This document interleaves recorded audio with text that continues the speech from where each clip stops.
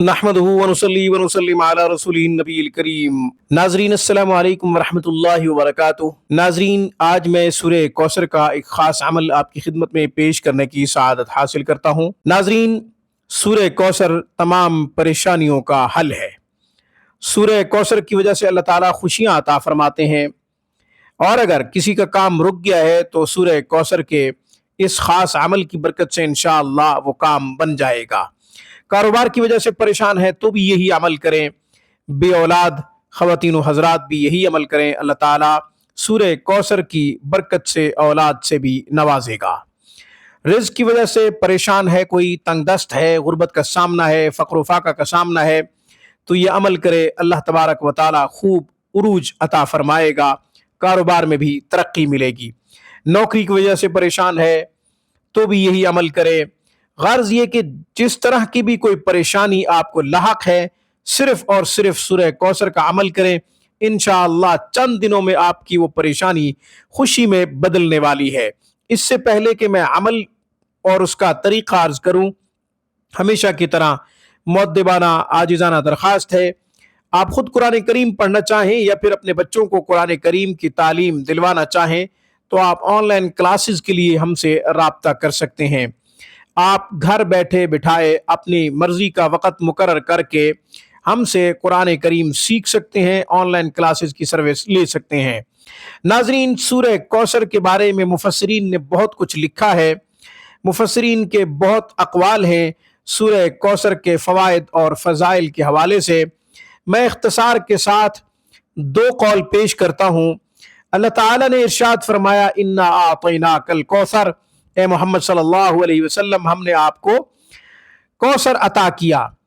کوثر سے مراد خیر کثیر، یعنی تمام بھلائیاں مراد ہیں۔ مفسرین نے یہ بھی لکھا ہے کہ تمام خوشیاں مراد ہیں، مفسرین نے یہ بھی لکھا ہے کہ پوری امت مراد ہے، مفسرین نے یہ بھی لکھا ہے کہ یہاں سے حوض کوثر مراد ہے۔ تمام خوشیاں، تمام رحمتیں، تمام کامیابیاں اس سے مراد ہو سکتی ہیں، تو آپ ہر طرح کی خوشی مانگ سکتے ہیں اس وظیفہ کو پڑھنے کے بعد۔ ہر طرح کی پریشانیوں سے نجات، چھٹکارا حاصل کرنے کی اللہ تعالیٰ سے التجا کر سکتے ہیں۔ رزق کی وجہ سے پریشان ہے، کاروبار کی وجہ سے پریشان ہے، نوکری کی وجہ سے پریشان ہے، یا آپ کا کوئی کام رکا ہوا ہے، تو آپ 129 مرتبہ سورہ کوثر کو اس طرح پڑھیں کہ اول آخر 11 مرتبہ درود ابراہیمی لازمی پڑھ لیں۔ شروع میں بھی 11 مرتبہ درود ابراہیمی پڑھیں اور بعد میں بھی درود ابراہیمی 11 مرتبہ لازمی پڑھیں۔ بیچ میں آپ نے 129 دفعہ سورہ کوثر کو پڑھنا ہے۔ یہ وظیفہ بعد نماز فجر بھی کر سکتے ہیں، بعد نماز مغرب اور بعد نماز عشاء، ان تینوں نمازوں میں سے کسی بھی نماز کے بعد یہ وظیفہ کر سکتے ہیں۔ یہ تینوں اوقات جو ہے مبارک ہیں، اس لیے ہمیں ان 3 وقتوں میں اللہ تعالیٰ سے ضرور مدد مانگنی چاہیے، اس کی خاص رحمت متوجہ ہوتی ہے۔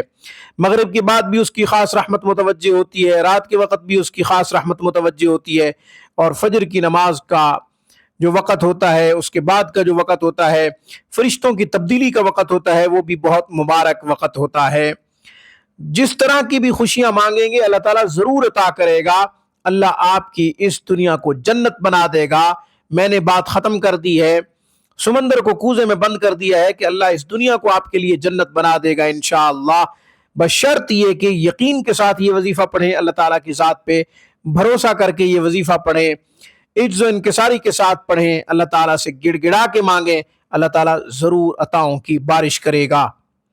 آج کی گفتگو میں بس اتنا ہی۔ اقول قولی ھذا واستغفر اللہ وآخر دعوانا ان الحمد للہ رب العالمین۔